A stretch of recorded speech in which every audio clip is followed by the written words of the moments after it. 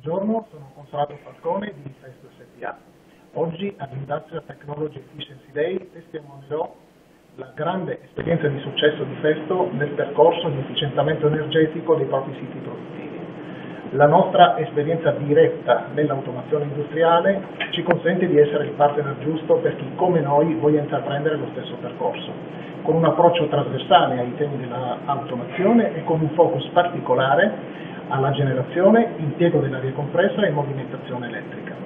Il perseguimento dell'efficienza energetica non è tanto un costo, quanto uno dei migliori investimenti che si possano effettuare per migliorare la propria competitività e produttività, attraverso la compressione degli effetti dei costi energetici sul prodotto finito.